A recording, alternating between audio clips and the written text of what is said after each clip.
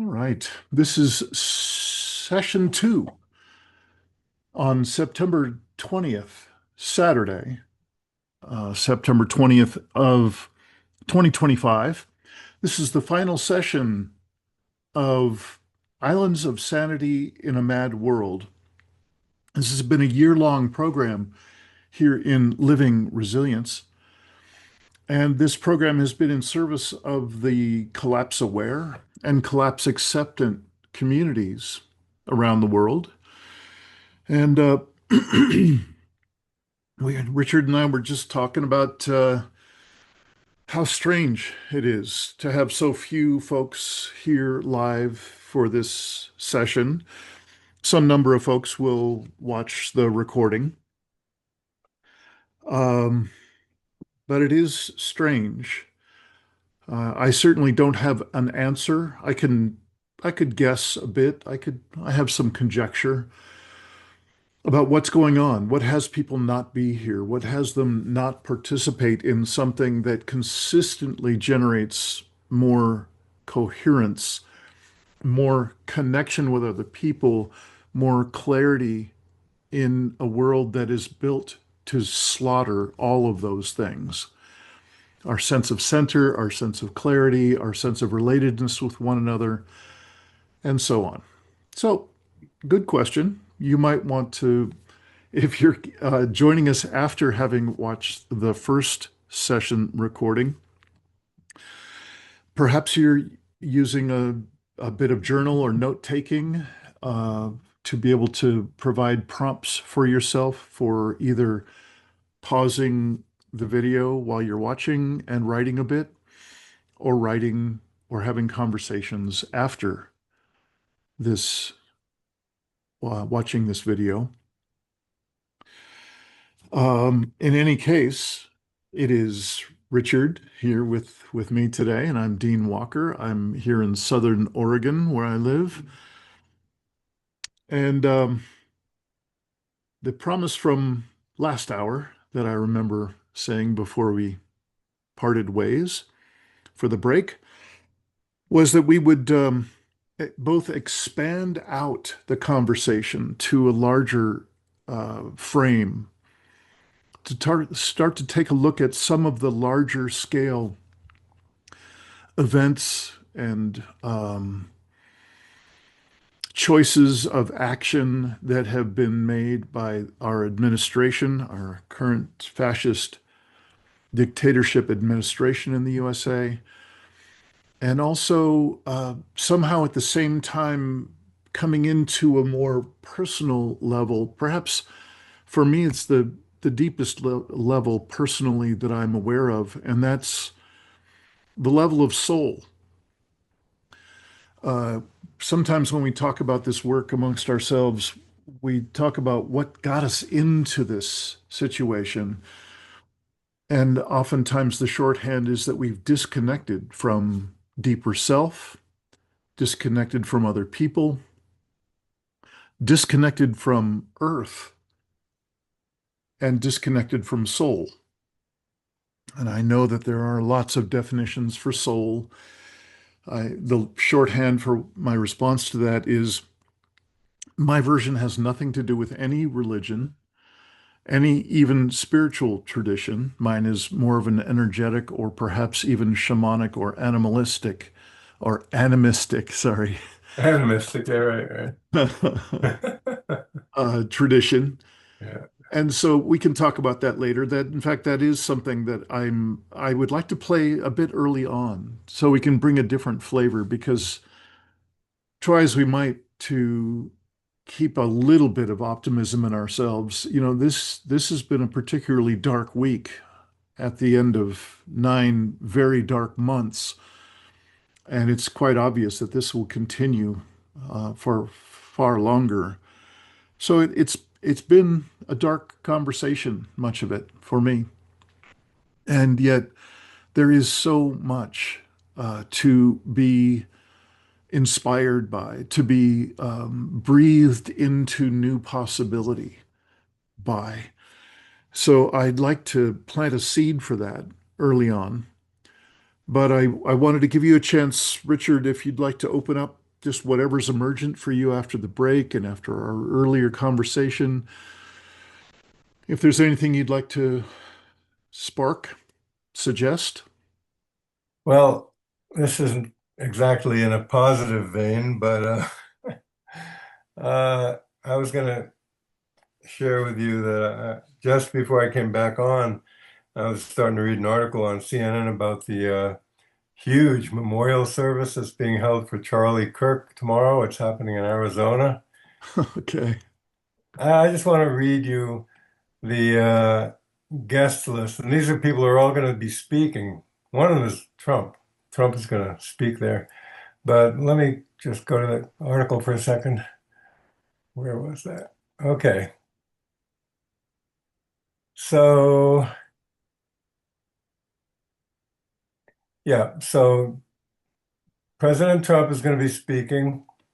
Vice President J.D. Vance will speak. Kirk's widow, Erica, will also speak. And a lot of other conservative, high-profile people are going to be speaking and highlighting his Kirk's stature in Republican politics. So get this, this includes the White House Chief of Staff Susie Wiles, Secretary of State Marco Rubio, Health and Human Services Secretary Robert F. Kennedy Jr., Defense Secretary Pete Hegseth, Director of National Intelligence Tulsi Gabbard, White House Deputy Chief of Staff Stephen Miller, also Donald Trump Jr., and Tucker Carlson. Wow. I mean, that is insane. That is like an incredible roster of far right and really conservative personalities, and they're all going to be attending. They're all going to be speaking. I mean, I shudder to think what they're actually going to be communicating to this crowd and to the world is probably not going to be real, not going to be real sweet, you know. Yeah. I mean, wow, that's quite a list. Yeah. Most of, and most of the top officials of our government are going to be there. Yikes. Yeah. Anyway, that's just sort of symptomatic of what's going on, and I guess there's nothing to say about it. I mean, I'm very curious to hear what they're going to say, but I doubt it's going to be, you know, real sweet towards the liberals and progressives, and there's probably going to be plenty of blaming going on, although they might be subtle about it. Who knows? I mean, it's a funeral service, so they might not come right out and egg people on to violence, but I'll bet the subtext is going to be there. But we'll Yes, I see. think you're right. Yeah, yikes. So that's kind of the capstone of this awful week. Yeah. Jesus. Well, maybe we could just have that be, I'm sorry, was there more that you wanted to mention? No, Speak it's about? just like, just part of the intensification that we've been talking about, this Yeah. radical shift to the right and, the far right and, super conservative people, Hmm. just nothing's stopping them. They're just steamrolling over everything now. And Yeah.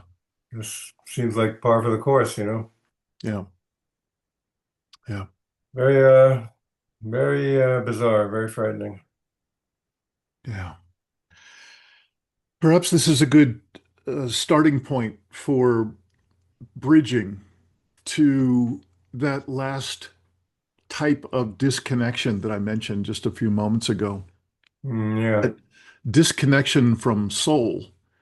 Yep. It's not that they're all not of immense importance, the disconnection from our own deeper self Sure. and our own center, and disconnection from other people, Mm. disconnection from earth. They're all vitally important and incredibly current in our world. And the cost of being disconnected from those core elements is present in our world every day.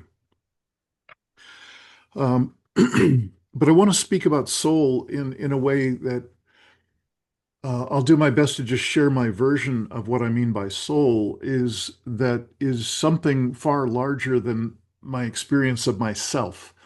my day-to-day living, my lifelong personality, my family history, all the stuff of life that I think, oh, here's how I would describe Dean in this world.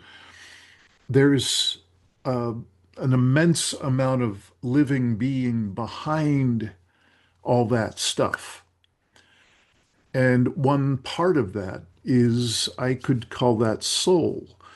It's it is somehow not in a religious way for me, but it is somehow something that will uh, that started before I inhabited this body and this personality, and seems to be likely to go on and be larger than Hmm. this body and this personality. Again, that's as close to religion as I get. I don't think it's quite the same as some folks in a religious context might describe it. And why it's so important to me is it's really been articulated so beautifully and been brought into my awareness, my experience by a number of teachers, mentors, very dear people, mostly elders to me over the years. And one of them has been my primary mentor around grieving, especially grieving in a group in a temporary community setting, that it can be an immensely healing thing to do, and also matters of the soul. And so his name is Francis Weller, and there are books that you can check out and see if you like his style. He's got a number of videos on YouTube, as you can imagine. And the primary thing I would like to point at about soul and its and reconnection with soul and how primary it is for me in this time of the desperate call for reconnection is that it involves elements that I have known experientially. I may not have known how to say it or talk about it, but I've known it since I was a kid. And it's just as vivid now as it was as a child. And it also tends to involve aspects of me, including my feeling body, my energy body, my awareness of mythological and ancestral threads that go back through generations upon generations of humanity. Somehow, this is how I believe how we put together mythologies for ourselves in various cultures Hmm. throughout the ages. Each of these elements of the preciousness of a shared experience as a child, or as an adult, or as an elder, this ability to reach back through generations and to follow threads of meaning, threads of connection through mythologies, through shared stories and archetypal threads. Um, this is the realm of soul. And so I wanted to bring this up because there's so little in our fire hose to the face 24/7 culture that is clearly determined to destroy itself. There is very little to call happy, to call content, to call meaning, to call relatedness. And I've found for myself and many other people that I've gotten to speak with and work with that it is in those simple, precious, ineffable moments within a life that we get brief glimpses of soul, of meaning, of deep relatedness.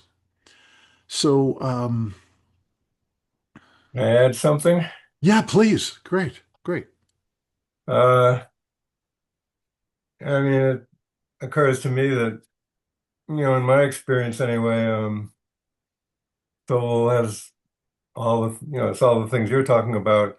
And there's another level, just within me, which is I would call it kind of a heart-centered place, or Oh. open-hearted. That might be better, an open-hearted place, in ourselves, which manifests as an open mind, but also being emotionally open and being curious, that warm curiosity that you talk about a lot of time. I like that phrase. That's a good one. Mm. Um, and and somehow I feel like I gotta close the door here. Wait a second. Didn't realize my door was open. Um, I feel like somehow conscience is in there too, but it's not it's not literal moral conscience. It's not like obeying certain laws of morality or anything like that. I think it's more like some kind of personal. I think it's due to the connection. It's like when we really feel connected to everything, then we have a conscience about how we relate to the world. We have a conscience about how we treat other people and things like that. So to me, that's an important part of it too, is conscience, and I would say that that's what connects back to this thing about Charlie Kirk and his upcoming, funeral, not funeral, but whatever they call it, that's happening this Sunday. Because I think, all these people are going to be extolling him to the skies probably, and they're going to be praising how wonderful he was and what a great conservative warrior he was, and Mhm. how he had all these great ideas and how he brought so many people into the fold of conservatism and stuff like that. And that may be true from from their point of view, but he also expressed an awful lot of racist views, misogynist views, Mhm. hateful views, really negative views of, black people in positions of power. He implied that the only reason they were there is because they stole those positions from white people, or somehow they were, given these positions, undeservedly, and things like that. He said things like that all the time. And so I would say that on a level of soul, if you're going to raise up somebody like Charlie Kirk and insist that he's like this wonderful human being and that he's got all these fantastic ideas and he did all this wonderful service to America, you got to be shut down on a conscience level. You got to be blocking out tons of stuff. You got to be just blocking it out, refusing to acknowledge it, denying it, all that stuff. And that is not conducive to a healthy relationship with soul. Mhm.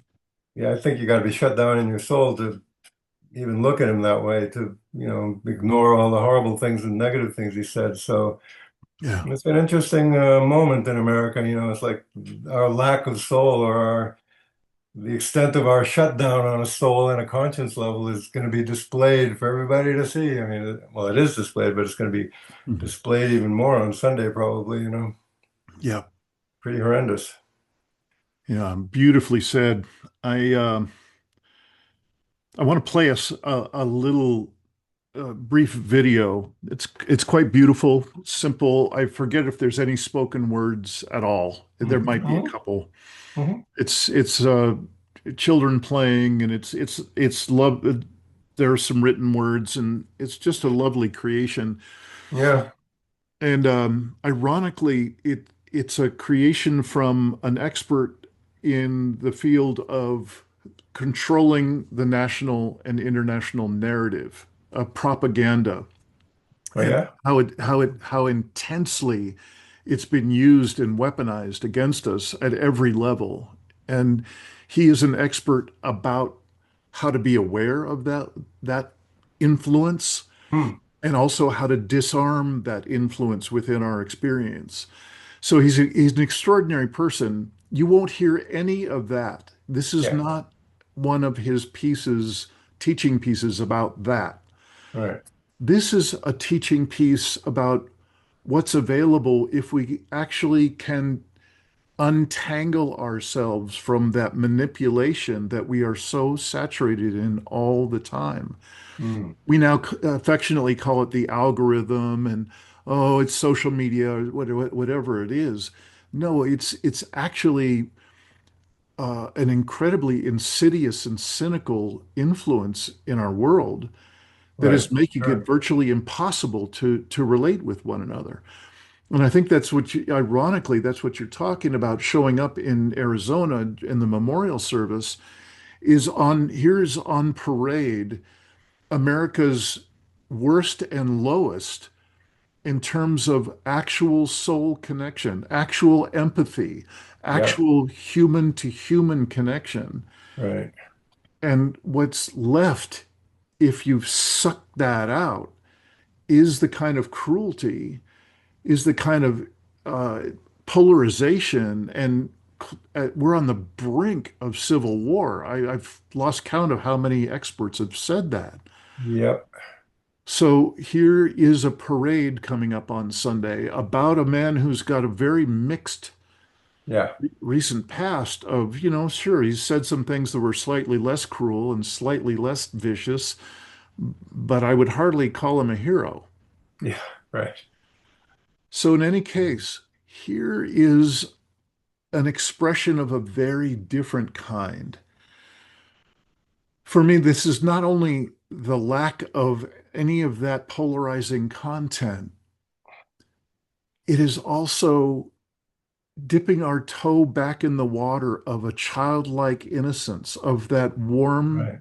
curiosity, being there when we wake up in the morning, that we're excited to go out and see the sunrise. And oh my goodness, look at this tree, the simplicity, the essential nature of being alive that is really at the center of what I think you and I are both talking about with soul. So I'll quit talking and I want to play this piece for us. Again, I'm happy to introduce the expert and what he's talking about and so on in other parts Yeah. of the next iteration of this work and the deep dives that we're going to be able to do together. But Mm. for now, this is a time to just feel into soul together.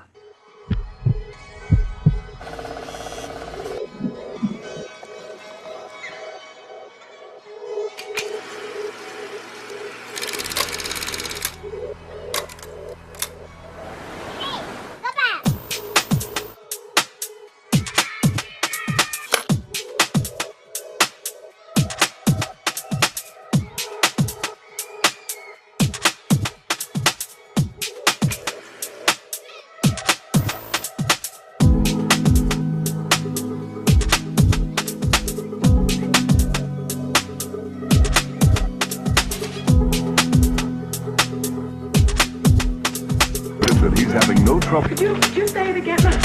He feller in the white.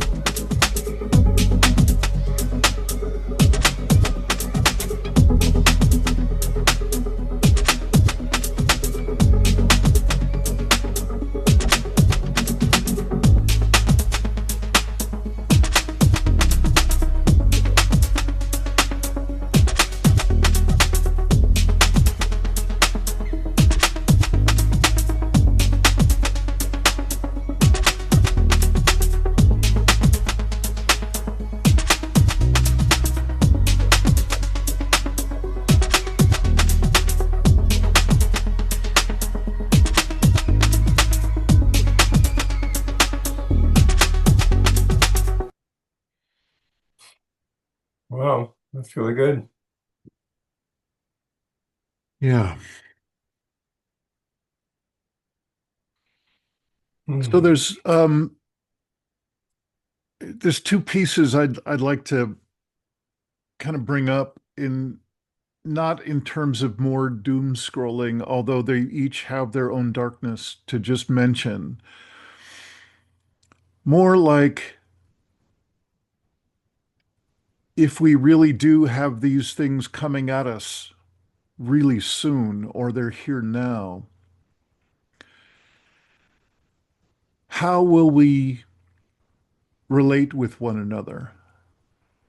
How, as one of my favorite authors in the world, Dar Jamail, in his book The End of Ice, which I recommend highly, Yeah. um, Hmm. talks about how shall we comport ourselves in these times? How shall we carry ourselves? How shall we presence ourselves in these times? You know, we could somehow justify almost any kind of behavior as a reaction to what's going on and what's we're being subjected to. And probably there's good reason for any of it. I mean, the absurdity of shipping people off, no matter what they're alleged to do, to foreign and domestic concentration camps is just mind-blowing.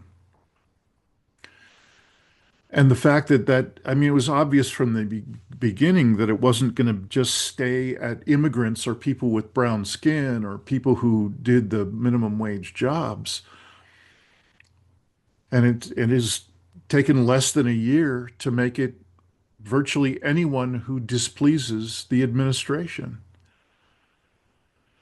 So how will we comport ourselves in the face of that? How will we stay related in the face of that? And for those of us who have a little bit of extra capacity to be present in the face of greater stressors, how can we possibly reach out in some way to difficult others, our family members or our neighbors that think and politicize differently than we do? How are we going to do that? And this is just one way of introducing the topic of the inner work of collapse. And now I really hate this part. You know, it vindicates me from my early work, even from my original writing the book, that we've got shadow work to do, all of us. And America doesn't do well with being introspective at all, or becoming more and more aware of our shadow motivations and our shadow history. So how will we presence ourselves in a good way? How will we presence ourselves in front of our children? Or if we don't have kids, how about the kids next door? Or perhaps you're an aunt or an uncle. How are we going to presence ourselves for those young people who are coming into, and all they will have ever known is this energy in the Yeah. world? Horrible thought. Yeah. Something I said a number of times in my book, and I have said it, you know, for a while we had a parents group in Living Resilience. It was called Take My Hand, um, Transformative Parenting in a time Hmm. of great trouble. I really have a deep respect and almost awe of someone who's a parent right now, how do you, in an age appropriate way, how do you make sense of this world for a child, for a young person growing up? Yeah. I literally cannot imagine a tougher challenge. So that's just a little bit about this inner work of collapse. That is the work of living resilience. It's what we're wrapping up a particular form of in this year-long program and in this session. And it's what we will continue to evolve and offer up in whatever the next iteration and the next after that.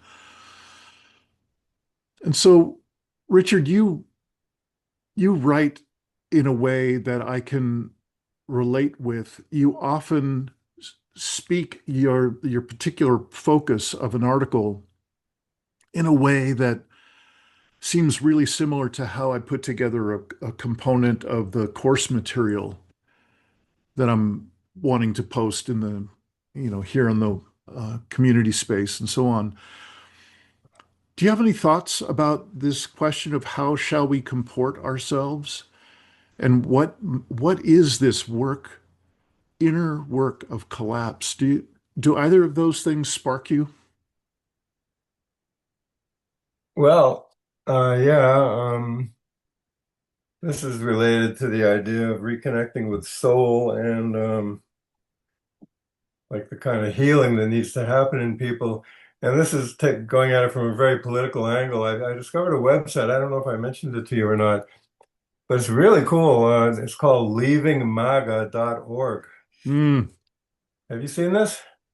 I think I may have watched a recent podcast from one of the founders of it. I'm not sure because I don't remember Maybe. the name. But what's really cool about it is they, openly acknowledge that they were really drawn to Trump and MAGA initially, and the founder of it gives a pretty lengthy tour, I guess, of what he went through in deciding to leave MAGA and go in a different direction. But they also have a lot of testimonials on there from all kinds of people all over the country, men and women, and different races and everything, who were part of MAGA and were really committed and really into it. And then gradually had their eyes opened and decided they needed to leave in order to reconnect with themselves, like we're talking about, and in order to be true to themselves and true to their own conscience. And there's some really amazing stories in there, and I think they're really some really good examples of the kind of stuff we're up against, because I really think a lot of it is deprogramming. I mean, a lot of it is like almost like cult deprogramming, because MAGA is basically a cult. I mean, Hmm. it operates like a cult. It has rigid belief systems like a cult, and Sure. has, the out group and the in group and, all this stuff. Mm. And I think, between the MAGA philosophy itself and all the MAGA influencers and all the commentators and all this stuff, with all that going on and the whole fire hose to the face phenomenon, it's like people have been like completely brainwashed.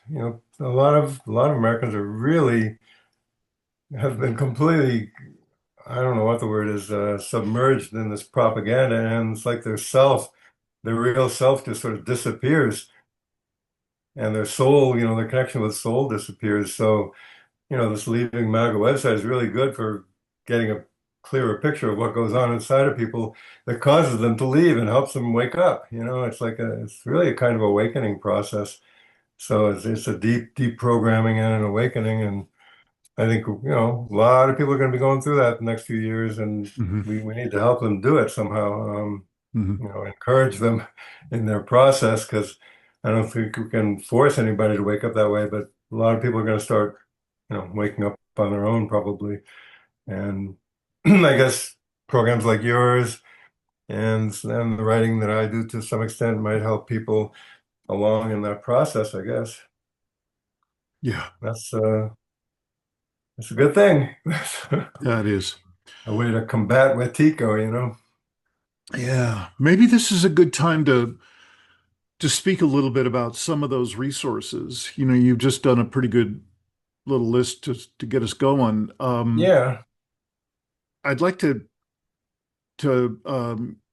because I think this will be some news to many people, even if they've been around here a few years. One thing that we're going to be doing is eliminating some of the older courses that have, I've kept them around, but I think they're not, people aren't watching them much, and so it's time for them to get refreshed. And one of the things that I think will take their place is we, I'm really committed to always having an easy, a gentle way to enter the collapse aware or the collapse acceptant conversation.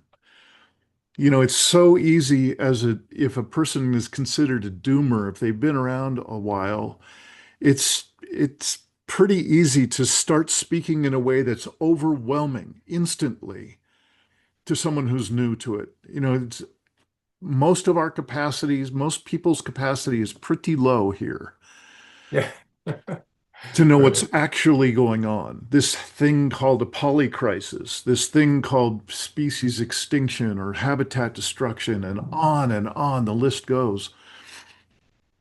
So I want to first mention that uh, we will soon have in place we haven't, one of these is actually in place right now.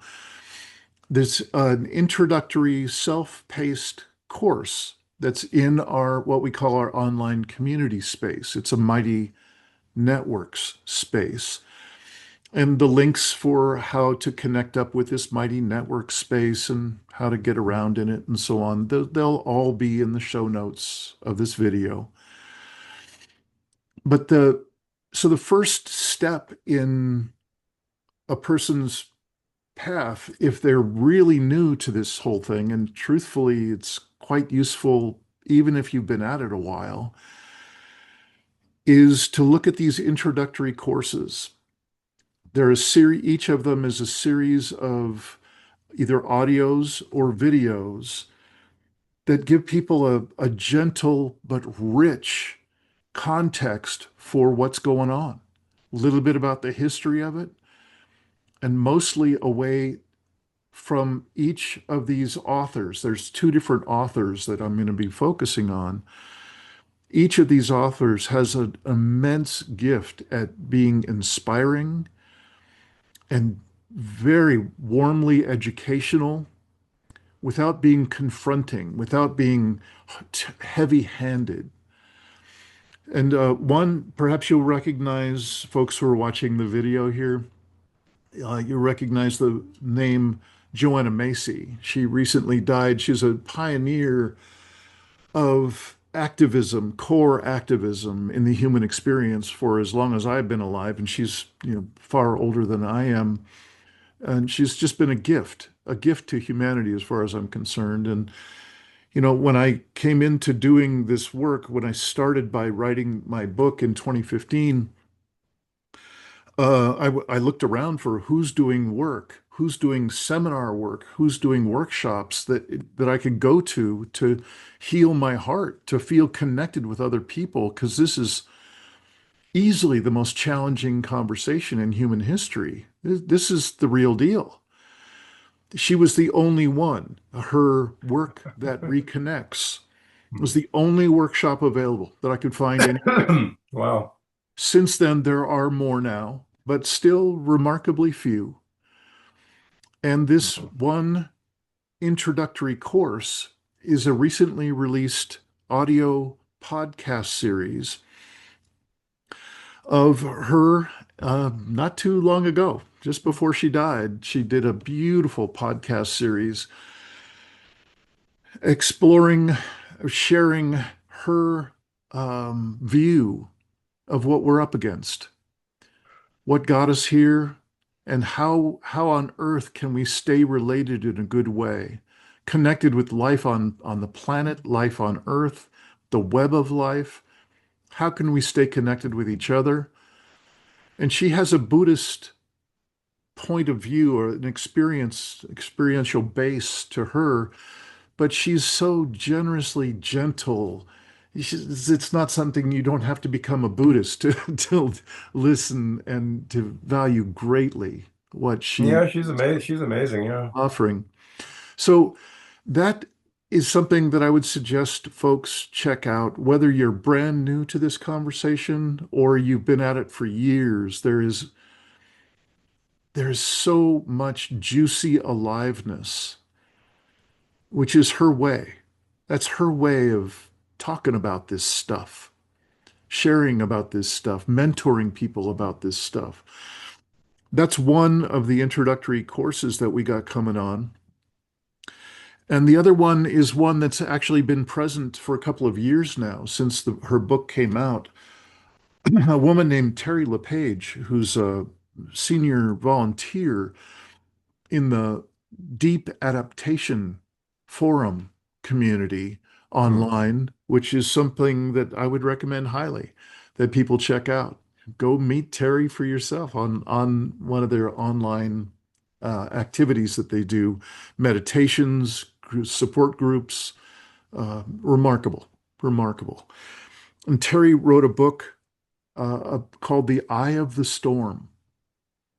And the idea being that the mythology about storms is, especially a hurricane, is that the eye of the storm tends to be a more still or less turbulent place. Right at the eye of the storm is a place to gather our wits about us. It's a place of more stillness.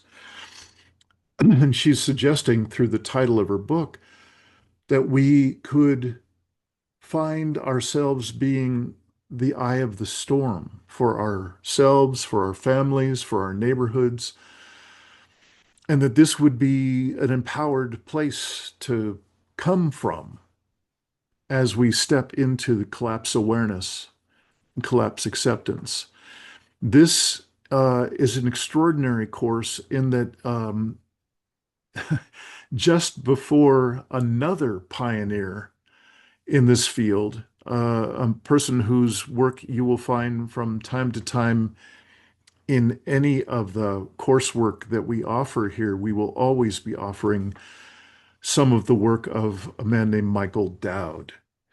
Michael Dowd has an extraordinary body of work that includes doing interviews with hundreds of people in a couple of different multi-year projects about how shall we comport ourselves in these times of great stress. He called them post-doom conversations. And I could go on for hours about Michael Dowd, but what I want to mention here is that Michael was so impressed by Terry LePage's book, Eye of the Storm, that he did what he's often done with remarkable books in the lineage of a collapse awareness. He read it into audiobook form. He recorded it and read it into audiobook form. So we've offered up a chapter by chapter recording of his reading of Eye of the Storm in this course, this other introductory course here in Living Resilience. So those are two introductory courses in case you would like a gentle introduction or reintroduction to this, the most daunting conversation in human history. And then I think I've mentioned it already, but the biggest challenge of this work is how to have it be as little a contribution as possible to the fire hose to the face, the 24/7 impact of everything all the time too much in our world, including the things that we love, the things that are inspiring and useful and important. And so what we've done is minimize the course content. There will be in about a month's time, we'll be starting up the next round of the next offering of coursework here in Living Resilience. And you'll be seeing lots of teasers, if you will, little pieces of that work in the poetry of predicament coming soon. But even people who have been around this conversation for a long time, there's still very, very important information to glean. That without it, we are not as effective as we need to be if we really want to make a difference in our own homes, families, neighborhoods, and so on. So there will be deep dive, special focus material, for instance, about a number of aspects of AI. I can't go into them now, we don't have the space for it, but there are aspects of AI that are coming within a year. It's coming so much faster than anyone has predicted, and these will have impacts on every single one of us. So um, I would do my best to curate this material for anyone who needs or wants a deep dive. And then there will be ways to connect with others who have a similar focus, similar desire within the small community called Living Resilience. The last thing that I'll mention that's just there all the time and will continue to grow is like a reference library. It's a resources library from mental health and physical health and spiritual health, um, references and resources to activism and to how to be an activist in these times and to stay safe, to not get carted away to a concentration camp far away. There are different pockets that are very current and changing often that we'll do our best to keep current with, and so you don't have to take on the daunting task of doing that on your own. And you're certainly invited once you join in our little community to chime in whatever resources you come up with. So a vast yet easily accessible resource base is available in Living Resilience as well. I'm just slowing down now because thank you all for listening. I know that was kind of a spiel, kind of a linear layout, a promotional piece, if you will, and I just can't, in good faith, I can't not mention what's available. Um, And Richard, you and I have already mentioned to each other in the off moments here in these sessions today, but we talk about it often, that it's just bizarre that we don't have far more people engaged with this work than we do. And I've just noticed an ever declining number of people. Hmm. And we're not alone. It isn't just Living Resilience. It's, everybody I know, they're especially any that are doing this kind of next level work where it's participatory, it's introspective, it's possibly journal work, possibly shadow work, possibly learning to hold space for other people. And it seems like the more engaged that the work is, the fewer people are willing or wanting to step up into it. So I guess I'm mentioning that in case someone's watching this recording, if you find yourself in that group of people, if you will, that, just I don't know if I'm into that kind of stuff. There are gentle entrees into this work. And this work is never forced. This is not about gurus telling people what they need and telling what they need to learn and how they need to do things. This is very much about a mutual empowerment, mutual space holding environment. So I've shared a lot about a number of different resources And Richard, I'm curious if you would like to add any resources that you have found valuable, or if anything else was sparked for you when you heard about those various elements. Hmm. Yeah, I had some thoughts a couple of minutes ago. I should have written them down, but I'm not remembering them right now. Let's Okay. see. Hmm. Oh yeah. One is I think you and I, and there are a few other people like us, but not that many it seems. We have a great advantage, which is we've been learning about this stuff and studying this stuff for many decades already. And I've been aware of. There's a book that I just will bring this up as a resource. And it's a very interesting introductory book. It's not about collapse, but in a way, indirectly, it is. You're familiar with a book called When Society Becomes an Addict? Oh, yeah. That book influenced me a lot. And that was in the 80s, the early 80s, I think, or maybe mid 80s. Um, but that book is amazing. I mean, it really gets to the heart of a lot of the separation and the disconnection of our society, and also how crazy our consumer society is. It's really, I think it's a very simple book, but it's very profound, and I recommend that for a lot of people to try to, if they're really trying to come to grips with what our society is doing and how it's set up. That book is a great kind of short intro to what's really going on, right under the surface of our society. So that's a good one.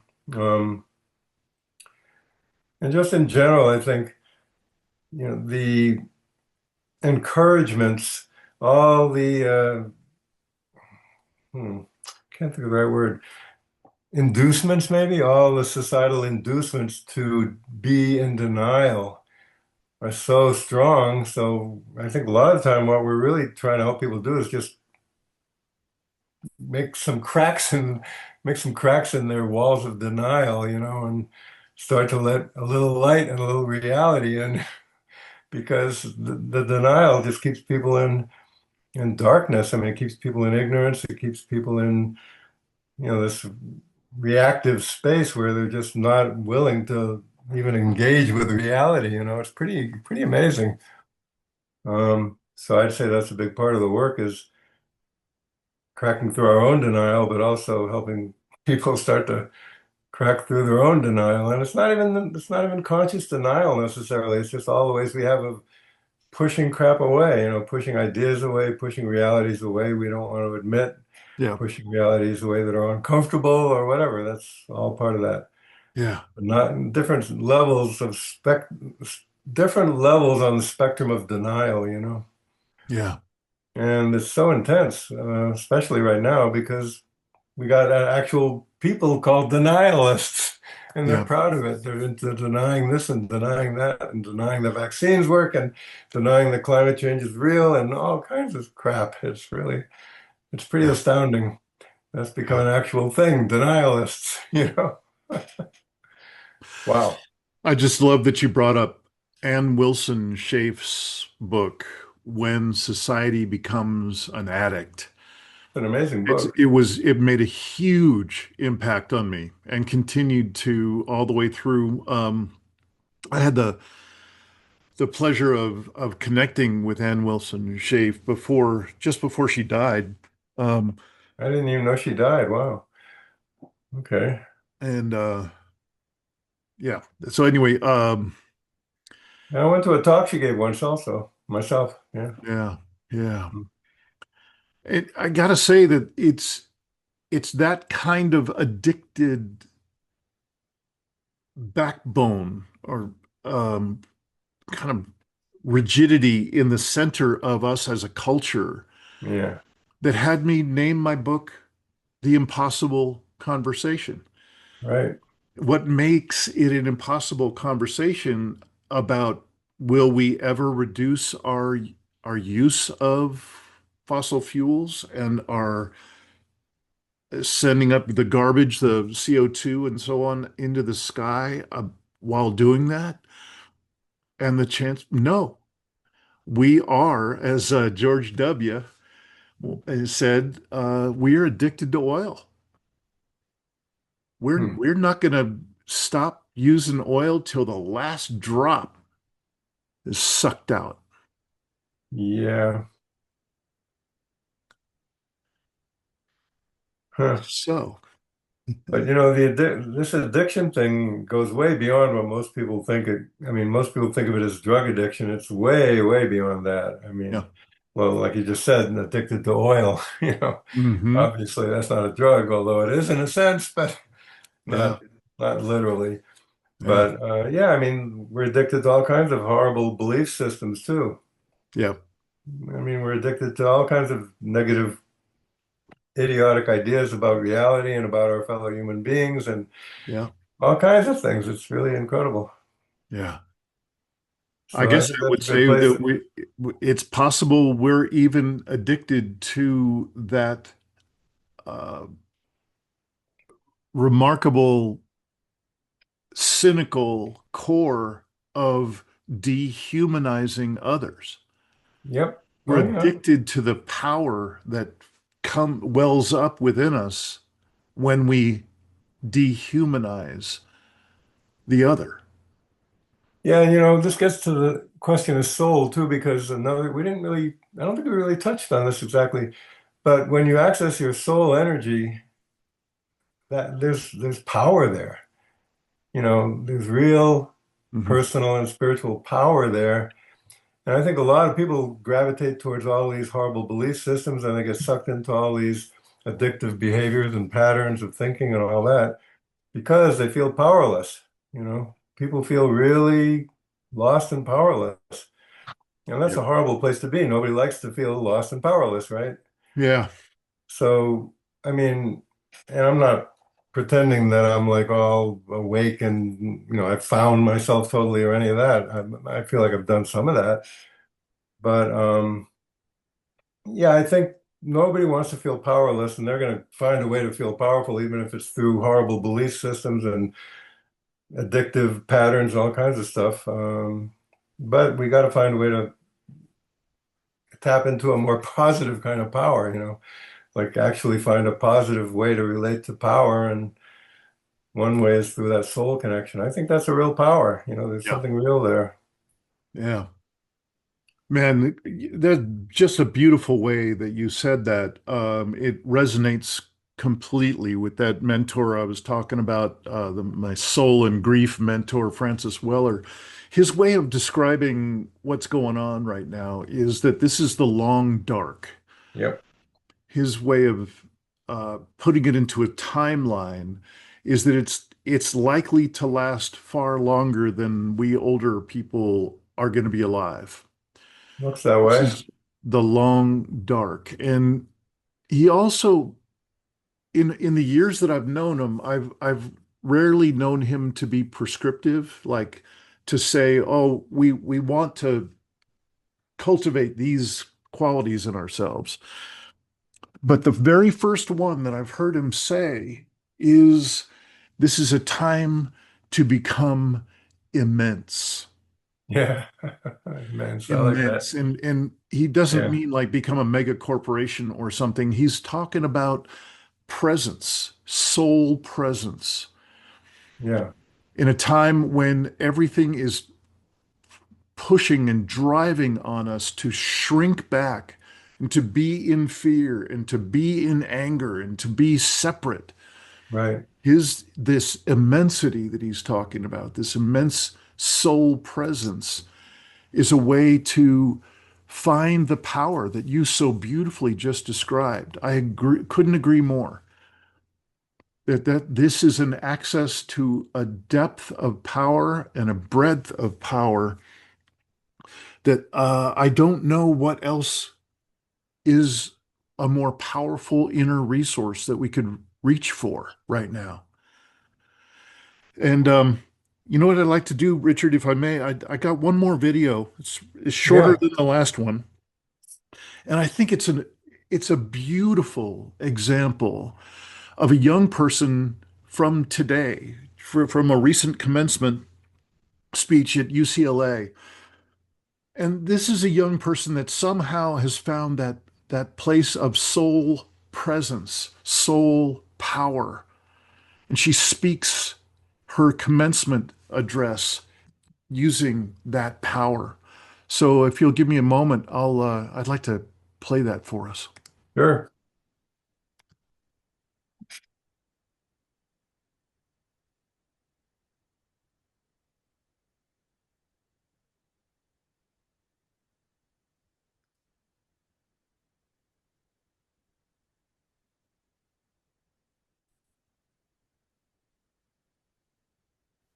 At a time when education, free speech, and democracy itself is being threatened by the very institutions that claim to value it, and in a country that not only refuses to protect but actively persecutes, scapegoats, and villainizes the indisputable backbone of immigrants who make America what it is.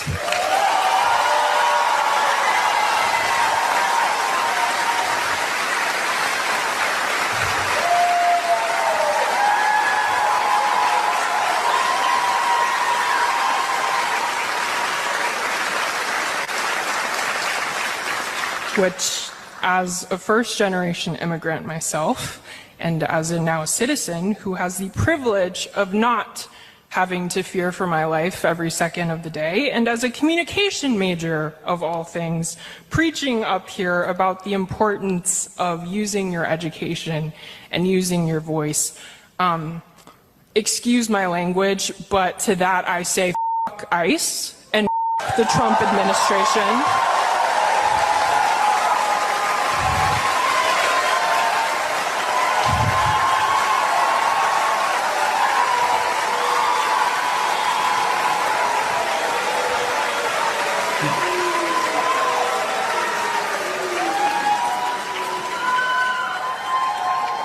To them, I say, go touch grass. Get a hobby. Find something, anything less embarrassing and pathetic to do with your life than going around on a psychotic power trip, terrorizing and tearing apart families of hardworking, law-abiding, tax-paying folks who want nothing more than to live their lives, to put food on the table, to feed their children the same way you do. Think on that.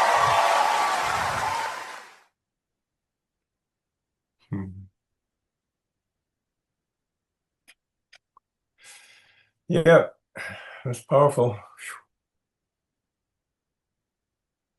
Good for her. And I'm amazed she did that as a valedictorian address, graduation address, right? Yeah, Wow, yeah. that's pretty gutsy.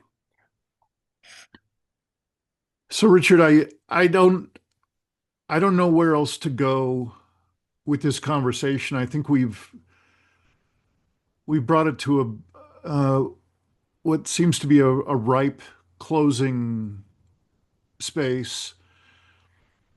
I would just mention that there's something truly sacred, precious that you and I have been kind of nudging into and pointing at from different directions and sharing Yeah, a bit about that is truly the inner work of collapse. It's the only thing I know for us to do to be able to have a life of meaning in the face of this level of cynical insanity, yep, this level of cruelty, this level of incoherence. And so I guess I would just say to you and also to any of the folks who have been a part of any portion of the inner work of collapse here in Living Resilience, including any of the months of the 13 months of Islands of Sanity in a Mad World.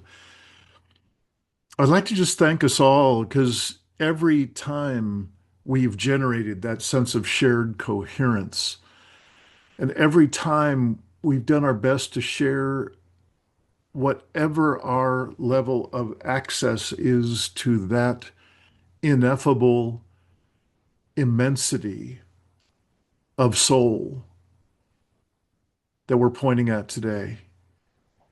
I know that each of us is just doing our best to get through the days, to be a contribution to our family, to our neighborhood, to, yeah. So, my thanks, my many thanks to us and to all the folks watching the recording, and a warm, warm invitation to come and join us in this exploration as these challenging times continue, as this long, dark continues.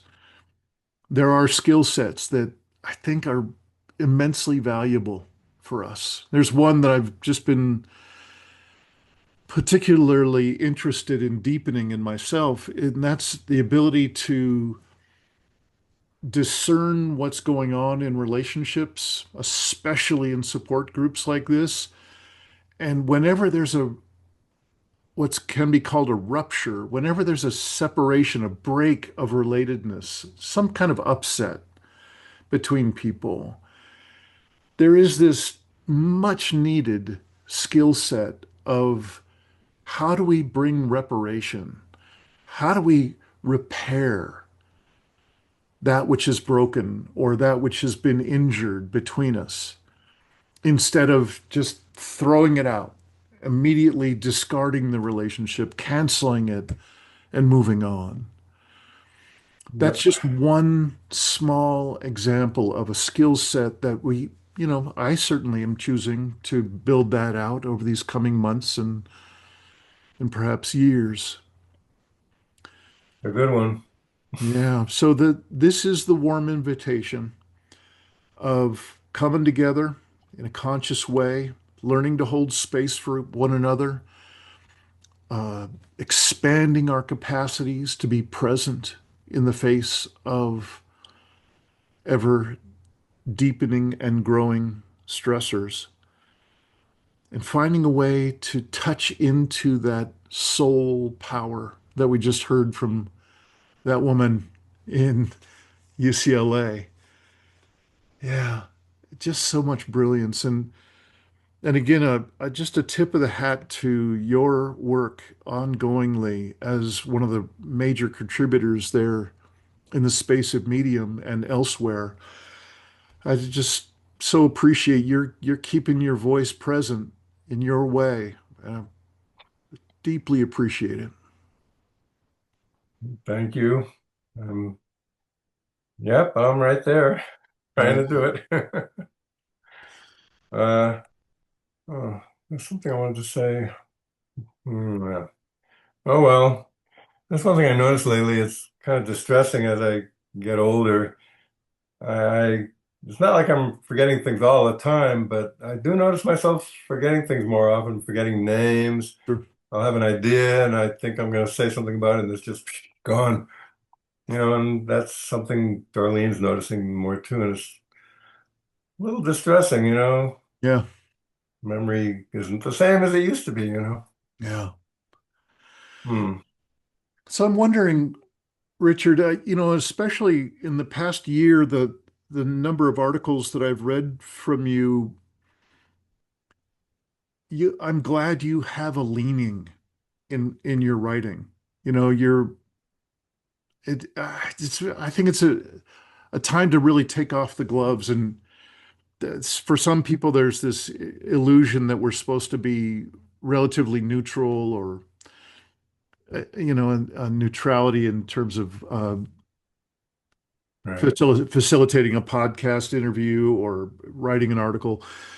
And I just disagree heartily with that. And I appreciate very much that you bring your view, you bring your soul, you bring what matters most to you.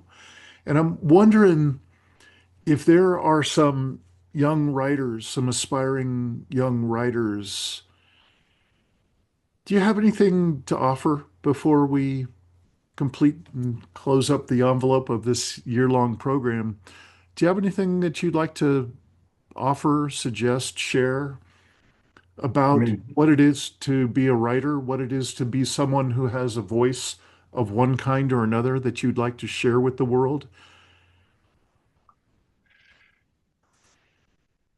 hmm, probably gonna make me cry. Yeah. But I think the key thing is caring. I mean, Mhm. there's some things I really care about, like the environment and nature and ecological healing and also social progress and healing. And it's like, I guess if I'm going to be true to myself, I can't just shut that stuff all up. I can't just shove it down. Mhm. And for me, expressing that caring, hmm, well, best way I found to do it is in writing so far. Um, I'm pretty shy in general, and I have a hard time talking about this stuff openly with people, unless I already know them pretty well. Like I'm not shy with you, but with people I don't know or Mhm. I'm not sure where they stand about things. It's pretty hard for me to be real open about some of my ideas because they're not exactly popular for the most part. Um, but yeah, I'd say you just got right from the heart, and Yeah. I'm lucky that I got raised in a pretty intellectual family by teachers, and I learned a lot growing up about good writing and good speech and how to talk well and things like that. And Mhm. I guess I'm putting that to good use now. Mhm. Um, but yeah, you just got to find your own real voice. That's the most essential thing probably. And then, Yeah. the details and the grammar and everything is important, but that's kind of secondary. Yeah. Beautiful. Beautiful. Thank you. And I guess in my own way, my my way of communicating is quite a bit different, mostly in the video realm. And I would invite anyone who's coming back, who's been around this living resilience environment, and you're coming back for another round after hearing this, and you're going to check out, put your toe in the water with the next offering that we're going to be doing, or just staying connected through the Poetry of Predicament YouTube channel. I would suggest pull out your little journal if you've been taking notes for yourself during this talk, during this video, and perhaps a prompt tailing off of what Richard was just sharing about his pursuit of writing is what matters most to you? What matters most to you in these times? From your perspective, from your life history, from the people you love that are around you, the things you love to do, the things you would love to master before your life comes to an end? Are there places to visit? Are there projects to be taken on? Are there skills to be mastered? What matters most to you? And if you could spend some time with that in a journal or in conversations at home, if you could bring that as a first level preparation for this next contact that you might want to have with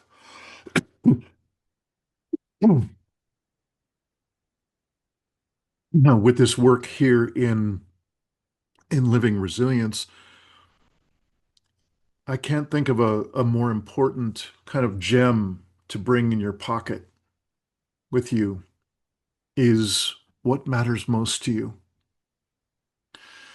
And no matter what your choices are, whether you can stay connected with us here in Living Resilience or the Poetry of Predicament or You have other paths to walk. We wish you well. It is good to know that there are people of heart and soul out there. And it's good to know there are kindred spirits. And I wish us all always to have people around us who will hold space for us, or that will have the opportunity to hold space for them. And this is the inner work of collapse. Thank you for spending your time with us today in this recording, and look forward to in this month of September and into October 2025. We'll be introducing the next iteration of this inner work of collapse. We hope you will join us and perhaps bring along friends and family to join Can you. I say a little bit of something here? Please do. You use the term coherence a lot, and I like it. It's a good one. It's very, descriptive of some kind of inner process, But I was connecting it with that thing we were talking about earlier about soul empowerment, and I think finding that coherence within ourselves and with other people is a form of soul empowerment, and Mhm. it's very I don't know, it seems real crucial right now. Anyway, the last thing I want to say is I wrote down on a sticky note and I just stuck it on my computer. It's time to be immense. I mean, that line really speaks to me. I don't know why, it just really does. Time to be immense. And then right under that, I wrote soul empowerment. I mean, I put it there as a reminder for myself. Yeah, So I love that. It's time to be immense. I totally agree. That's a beautiful. good one. So thanks for sharing that one. No, Richard, thank you so much. What a great way to close up in a conscious way this envelope, this 13-month envelope of Yeah. Islands of Sanity in a Mad World. And I look forward to being with you probably as soon as next week. And thank Yep. you so much for the gift you are for us all in your soul expression.